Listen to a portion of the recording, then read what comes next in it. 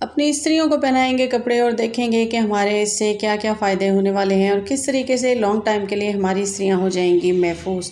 बिल्कुल जी, पुराने कपड़े होते हैं, पुराने पीसेस पड़े होते हैं, उनका इस्तेमाल करेंगे और बर्तनों और स्त्रियों को करेंगे महफूज। और अब आपके हाथ भी बिल्कुल नहीं जलेंगे। मच्छर आ जाते हैं, मक्खियाँ आ जाती हैं और उनका आज हम करेंगे सद्देबाब छोटे छोटे जो है अपने टिप्स के ज़रिए। तो स्टार्ट करेंगे वीडियो को एंड तक देखिएगा। बिस्मिल्लाहिर्रहमानिर्रहीम। अस्सलाम वालेकुम, कैसे हैं आप सब? उम्मीद करती हूँ खैरियत से होंगे जी। तो लेकर आई हूँ आपके लिए फिर ज़बरदस्त सी एक वीडियो। तो यहाँ पे मेरे पास है ये मेरी आयरन और मैं ले लूँगी और साथ में मेरे पास कुछ बचे हुए पीसेस हैं बेडशीट के और इनको आज मैं इस्तेमाल करने वाली हूँ और आपको बना के दिखाने वाली हूँ एक ज़बरदस्त सा ऑर्गेनाइज़र। यहाँ पे मैं सबसे पहले तो मैंने मेजरमेंट ले ली है अपनी आयरन की। चारों तरफ की आप इसको मेजर कर लेंगे और उसके बाद इसकी लेंथ वाइज ले लेंगे। लेंथ इसकी है 6 इंच, तो आप इसको लेंगे तकरीबन 8 इंच इतना।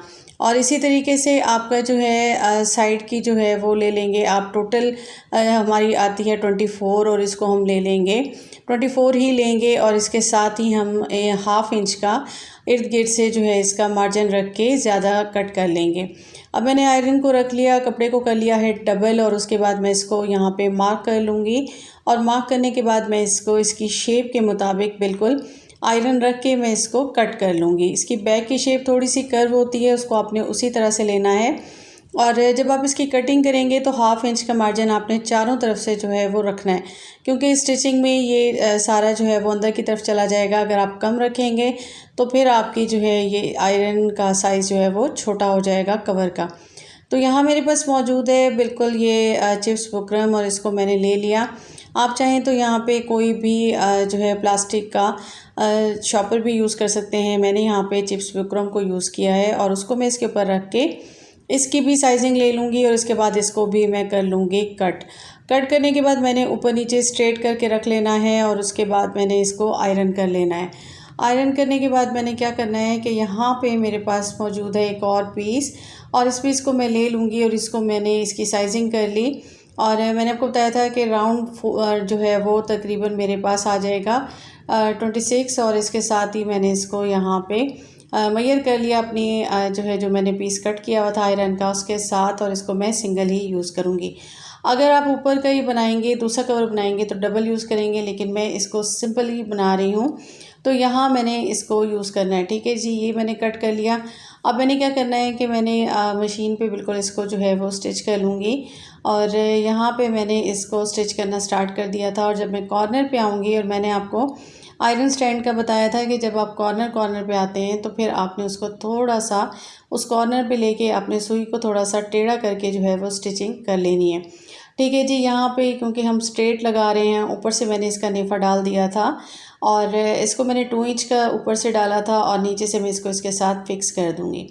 अब मैं इसको चारों तरफ से सी लूँगी और ये मेरा एक बिल्कुल मेरे पास आ जाएगा कुछ इस तरीके से। और अब मैंने इसकी नेक्स्ट टिप यही है कि जब भी आप इस तरह की कोई भी चीज़ स्टिच करें, उसको सीधा करना हो तो अंदर से आपने कट लगा लेने हैं, ऊपर इसके डाल देनी है इलास्टिक और आपका ये कवर बन के हो गया है तैयार।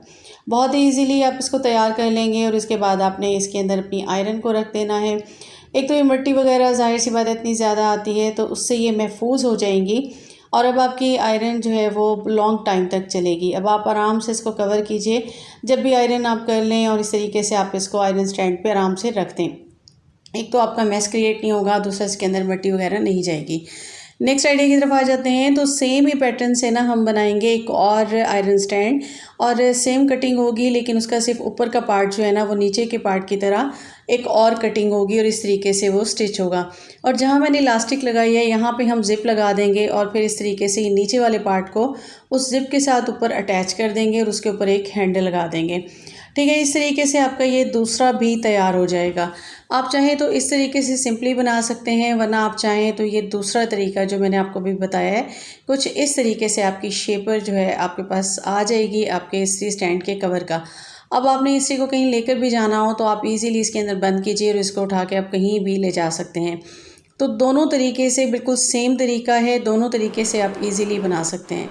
नेक्स्ट आइडिया की तरफ आते हैं। तो यहाँ मेरे पास इस तरह से एक जो है वो आटे का बोरा था, उसको मैंने कट कर लिया। 48 इंच का आप इसको कट कर लेंगे और इसी तरह से दोनों साइड से और 2 पीसेस थे मेरे पास, तो वो भी 48 इंच के मैंने कट कर लिए। और इसी तरह से मैंने एक पट्टी कट कर ली, उसके भी मैंने जो है वो आटे के बोरे से भी कट कर लिया, और इसके साथ ही मैंने इसकी डबल पट्टी भी कट कर ली। अब मैं इसको सी लूँगी, और सीने के बाद मैं इसको सीधा कर लूँगी और इसके चारों तरफ से भी सिलाई लगा दूँगी। मैंने बोरे को अंदर रखा था, पट्टी को भी मैंने इस तरीके से स्टिच कर लिया। अब मैं इसको ऑपोजिट कॉर्नर पे रख के ना कुछ इस तरीके से, जिस तरह के वीडियो में आप देख रहे हैं, सेम तरीके से आपने भी इसको स्टिच कर लेना है। इसको थोड़ा सा अंदर फोल्ड करना है और एक साइड से आपने लगा देना है एक कॉर्नर पे। आप पहले मार्किंग कर लीजिए और उसके बाद आपके लिए ईजी हो जाएगा। इसी तरीके से आपने दूसरे कॉर्नर पे रख के इसको आराम से सी लेना है। बाकी जो कॉर्नर है उस पर मैं एक बिल्कुल जो है ना 4 इंच की पट्टी मैंने कुछ इस तरीके से यहाँ पे दोनों तरफ अटैच कर दिया है, क्योंकि सेम कपड़ा ख़त्म हो गया था। अक्सर ये होता है कि जब आपने खाना वगैरह लेके जाना हो ना, या पिकनिक का आपका प्रोग्राम हो और आपने इस तरह से खाना रखना हो, तो आपको यही होता है कि गर्म भी रहे और आपके उठाने में आपके हाथ वगैरह भी ना जलें। तो आपने इसको इस तरीके से बिल्कुल बना लेना है, और एक हैंडल को दूसरे हैंडल में से ला के, जो सेंटर का हैंडल हमने बनाया था ना, उसको आपने इसके सेंटर से कुछ इस तरीके से निकाल लेना है। और ये आपका एक हैंगिंग जो है वो फूड कवर बन के हो जाएगा तैयार। और अब आप बिल्कुल इसमें हॉट पॉट भी रख सकते हैं, कोई आप डोंगा भी रख सकते हैं, जिस तरह कि मैंने डोंगा रखा है इसमें। तो इस तरीके से आप इसको लेके कहीं भी आप ट्रैवल कर सकते हैं, और ये आपका ट्रैवलिंग के लिए भी एक ज़बरदस्त सा फूड बैग बन के हो जाएगा तैयार। तो कैसा लगा आपको मेरा ये आइडिया? बिल्कुल सिंपल सा है, और इसमें सिर्फ आपको 2 रेक्टेंगुलर पीसेस चाहिए और आपका काम हो जाएगा आसान।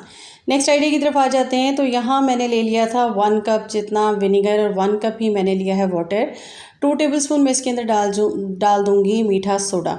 ठीक है, इसको मैंने डाल देना है, और उसके साथ ही मैं इसके अंदर डालूँगी 2 टेबलस्पून जितना सॉफ्टनर डाल लें आप, या फिर कोई भी आप जो है वो वॉशिंग पाउडर भी इस्तेमाल कर सकते हैं। यहाँ पे मैंने इसको डाल दिया, और इसको मैं अच्छे से मिक्स कर लूँगी। और अब मैं क्या करूँगी कि मैं स्प्रे बॉटल ले लूँगी, और उसके अंदर मैं इसको बिल्कुल डाल दूँगी, और मेरा एक किस्म का क्लीनर, एक किस्म का स्प्रे बन के हो गया है तैयार, जो कि मेरे बहुत सारे कामों को करेगा। अब ये क्या क्या काम करेगा यहाँ पे अब मैं आपको बताऊँगी, और साथ साथ आपको करके भी दिखाऊँगी। आपकी होती हैं डाइनिंग टेबल लकड़ी की होती हैं, इनके ऊपर ना इस तरह से दाग भी पड़ जाते हैं, और ये बिल्कुल ही ख़राब हो रही होती हैं। इनके दाग बाज़ औक़ात खाने के बिल्कुल भी नहीं उतरते। यहाँ पे आपने स्प्रे कर लेना है, उसके बाद कोई भी सॉफ्ट कपड़ा ले लें, और उसके बाद आपने इसको यहाँ पे बिल्कुल रब करके आराम से इसको नीट कर देना है। बिल्कुल नीट एंड क्लीन हो जाएगी। और बस ये है कि इसका जो कलर उतरा हुआ है वो तो ज़ाहिर सी बात है कलर करने से आएगा, और इस तरीके से आपके जो है वो लाउंज में जहाँ भी ये पड़ी होगी खुशबू भी आएगी। सेकंड इसका काम ये है कि अक्सर जो है ना मच्छर और मक्खियाँ जो है वो पर्दों के पीछे ख़ास तौर पे होती हैं। तो अपने पर्दों के पीछे, और ये जो जालियाँ होती हैं यहाँ पे, या फिर आपके ये आर्टिफिशियल फ्लावर्स होते हैं, इन सब पे आपने इसको स्प्रे कर देना है, और पूरे लाउंज में आपने इसको स्प्रे करना है। इसी से अपने पूरे घर का स्प्रे कर देना है। और इससे क्या आपको फ़ायदा होगा कि एक तो भीनी भीनी सी खुशबू रहेगी, और सेकेंडली ये होगा कि आपकी मच्छर और मक्खियाँ जो है ना वो बिल्कुल नहीं आएंगी। इस तरह से आपके सोफ़े होते हैं उनके ऊपर आप स्प्रे कर दें, और थोड़ी देर के बाद आप इससे कपड़े से बिल्कुल इसे साफ़ कर दें। जो इस पर मिट्टी होती है, मैल कुचैल होती है, वो भी नीट हो जाएगी, और एक भीनी भीनी सी खुशबू आपके कमरे में, आपके लाउंज में रहेगी। नेक्स्ट ये है कि जी आपका मेन होता है एंट्रेंस डोर, और यहाँ से ना इस पे अगर जालियाँ लगी हुई हो ना, तो इसके ऊपर काफ़ी सारी मक्खियाँ जो है ना वो बैठ जाती हैं, और मच्छर भी यहाँ से काफ़ी आते हैं जब हम इनको ओपन करते हैं, तो अंदर की तरफ आएँ या बाहर की तरफ जाएँ। तो इस पर भी आपने अच्छे से स्प्रे कर देना है। इसका आपको ये फ़ायदा होगा कि इसके ऊपर मक्खियाँ नहीं बैठेंगी और मच्छर भी नहीं बैठेंगे, और इस तरह से आपको इनसे भी निजात मिल जाएगी। और जैसे ही कोई एंटर होगा तो उससे खुशबू आएगी भीनी भीनी सी, और आपका घर महकता हुआ महसूस होगा। तो इसी तरीके से आप इसको फ़र्श पे भी डाल सकते हैं। और ये देखिए पूरी बॉटल थी, और पूरे घर का, और इतने सारे काम करने के बाद ये हाफ़ अभी बच गई है। फ़र्श पे डालेंगे तो आपका फ़र्श भी चमक जाएगा, और मक्खियाँ इन पे भी नहीं बैठेंगी। तो कैसा लगा मेरा आज का कंटेंट? उम्मीद करती हूँ आपको पसंद आया होगा। पसंद आया हो तो काइंडली मेरे चैनल को सब्सक्राइब कीजिएगा, बेल आइकन को प्रेस कीजिएगा। अपना रखिएगा बहुत ज़्यादा ख्याल, मुझे दीजिएगा इजाज़त। अल्लाह हाफ़िज़।